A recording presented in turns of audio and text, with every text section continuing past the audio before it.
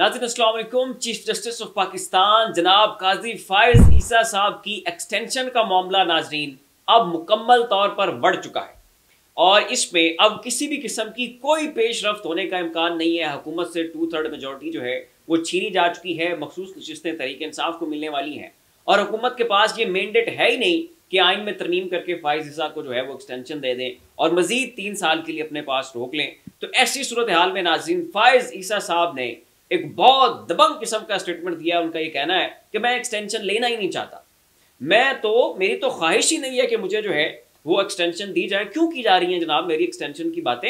हाँ, अगर आप एक्सटेंशन देना चाहते हो तो मेरे बाद जो भी चीफ जस्टिस आ रहा है, मंसूर अली शाह साहब हैं, आप उन्हें दे दें एक्सटेंशन। तो ये स्टेटमेंट जो है नाज़रीन फायज साहब ने दिया है। यहाँ पर मैं एक छोटा सा सवाल उठाना चाहूँगा कि अभी चंद दिन पहले जब ये मखसूस नशिस्तों वाला फैसला नहीं आया था, मखसूस नशिस्तें हुकूमत के पास थी, इनके पास 2/3 मेजॉरिटी थी, फायज ईसा की एक्सटेंशन का बिल तैयार था, बाकायदा मुसवदा तैयार किया जा चुका था बिल जो है, और जो आइन है वो तरमीम के लिए आपका पार्लियामेंट में पेश होने जा रहा था। इस हवाले से अनाउंसमेंट की जा चुकी थी, हुकूमती लोग जो है वो जगह जगह के ऊपर इस हवाले से प्रेस कॉन्फ्रेंस कर रहे थे, टॉक शोज में बैठकर बातें की जा रही थी। तो उस वक्त तहरीक इंसाफ की जानिब से मुसलसल इसरार किया जाता रहा कि फायज ईसा खुद मैदान में क्यों नहीं आते और अपनी एक्सटेंशन का जो है वो इनकार क्यों नहीं करते, क्यों नहीं कहते कि मुझे एक्सटेंशन नहीं चाहिए। भी आप पहले ही मुतनाज़ हो चुके हैं, आपके ऊपर इस हुकूमत के साथ गठजोड़ की एक छाप लग चुकी है, आपके ऊपर इल्जामात लग चुके हैं, आप इंतहाई कंट्रोवर्शियल हो चुके हैं, आपने तहरीक इंसाफ से इंतखाबी निशान छीना और ये तक हुकूमत ने कहा था कि जब तक फायज ईसा चीफ जस्टिस नहीं बनते तब तक नवाज शरीफ वापस नहीं आएगा, हम नवाज शरीफ साहब को वापस नहीं बुलाएंगे और ना ही इंतखाबात में जाएंगे। भी आपके चीफ जस्टिस बनने से पहले इस तरह के स्टेटमेंट्स जो हैं वो हुकूमत दे चुकी है और फिर आप चीफ जस्टिस बनते हैं तो वैसा ही होता है। आपके चीफ जस्टिस बनने के बाद नवाज शरीफ वतन वापस तशरीफ लाते हैं और उसी के बाद ही इलेक्शन करवाए जाते हैं। तो इससे ज्यादा मुतनाज़िर होने की कोई हद रह गई हो तो फिर हमें बताएं।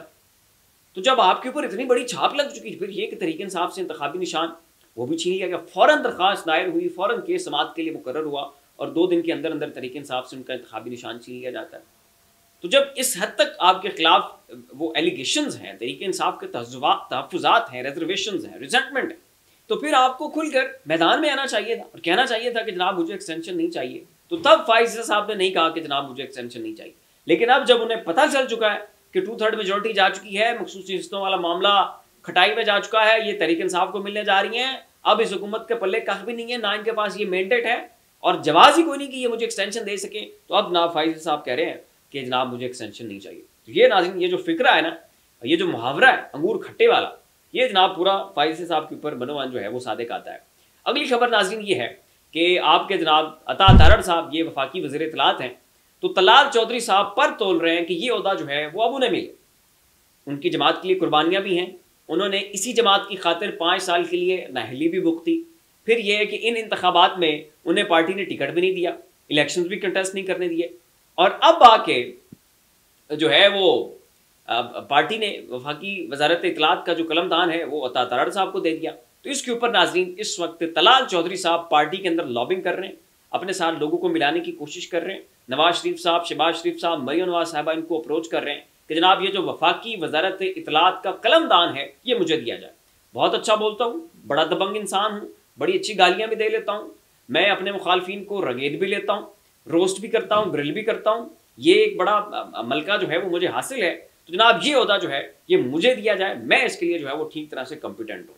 तो ये जनाब लॉबिंग जो है वो तलाल चौधरी साहब ने शुरू कर दी है। दूसरी तरफ अता तारड़ जो है उन्हें भी पता चल चुका है कि मेरे खिलाफ ये महाजरा शुरू हो चुकी है, तो वो भी अपने ताई अपने जितने भी उनके सर्कल के टॉप टियर क़यादत है नून लीग की, उनके साथ राब्ते में कि जनाब ये जो ओहदा है ये मेरे पास मेंटेन रहना चाहिए। क्या फ़ायदा फिर मेरे जनाब इतनी आपकी कुर्बानियों का और आपके खिलाफ ये जनाब इतने बड़े बड़े कसीदे लिखने का, तो 2-4 दिन ये मेरे पास वजारत आई, आप जनाब इसे वापस खींचना चाहते हैं। तो ये जनाब एक खींचा तानी जो है इस वक्त नून लीग के अंदर जारी है। देखें कौन जीता है। अगली खबर नाज़रीन है कि तहरीक इंसाफ और JUIF मौलाना साहब के दरमियान जो अफ़हाम व तफ़हीम है, इनकी जो इश्क और प्यार की पींग है वो जनाब बड़ी मजबूत होती चली जा रही है। आए दिन उसमें जो है वो बेहतरी आ रही है और अब नाज़रीन तहरीक इंसाफ ने लाहौर के अंदर गोल मेज़ कॉन्फ्रेंस का ऐलान किया और उसमें मौलाना साहब को भी मदऊ किया और असद कैसर साहब का कहना है कि हमारी और मौलाना साहब की जो तकरीबन 100% ये आप कह लें कि चीज़ें जो हैं वो तय पा चुकी हैं और बहुत जल्द हम आपको इकट्ठे जलसे जुलूस और धरने वगैरह करते हुए नजर आएंगे। आज न्यूज़ के प्रोग्राम रूप में गुफ्तगू करते हुए इमरान खान की सुप्रीम कोर्ट से लीक तस्वीर पर पीटीआई के रहनुमा असद कैसर ने कहा कि आप बाकी केसेस लाइव स्ट्रीम करवाते हैं, लेकिन एक तस्वीर पर इतना मसला, वो तस्वीर तो आज टॉप ट्रेंड कर रही है। एक सवाल के जवाब में असद कैसर ने कहा कि मौलाना फजलुर रहमान के साथ हमारे करीबी राब्ते हैं और मुलाकातें हो रही हैं, हम जल्द एक लाए अमल तय कर लेंगे। उन्होंने कहा कि हम एक कॉन्फ्रेंस 23 मई को लाहौर में बुला रहे हैं, जिसमें हम तमाम मकातब फ़िक्र के लोगों को ला रहे हैं और हमारी ख्वाहिश है कि इसमें मौलाना फजलुर रहमान भी शामिल हों। इस हवाले से लतीफ़ खोसा साहब को एक अहम जिम्मेदारी सौंप दी है। जनाब मौलाना साहब जो है अब तरीके इंसाफ की इत्तेमाद में बढ़ चढ़ कर आपको नजर आएंगे। बिल्कुल इस चीज़ का कभी इम्कान है कि एक जलसा हो और उसी जलसे का जो कंटेनर हो उसके ऊपर मौलाना साहब भी मौजूद हो, तरीके इंसाफ की क़यादत भी मौजूद हो, किसी जगह पर इनके धरने का ऐलान हो, वहाँ पर भी आपको ये सभी रहनुमा इकट्ठे नजर आएंगे। और हो सकता है KPK के अंदर किसी जगह के ऊपर DI खान में कुछ जलसा करवाया जाए और वहाँ पर भी मौलाना साहब और तरीके इंसाफ के रहनुमा जो हैं वो आपको एक ही कंटेनर के ऊपर नजर आएंगे। तो ये जनाब इत्तेहाद जो है हमें आए रोज़ मजबूत होता हुआ दिखाई दे रहा है और मौलाना साहब और तरीके इंसाफ के दरमियान जो ट्रस्ट डेफिसिट है, जो इनके दरमियान अदम एतमाद की फ़िज़ा है, वो हमें कम होती हुई दिखाई दे रही है। फिलहाल नहीं, ऐसी मज़ीद लम्हा ब लम्हा अपडेट्स के लिए हमारा चैनल ज़ाविया सब्सक्राइब कर लें। शुक्रिया।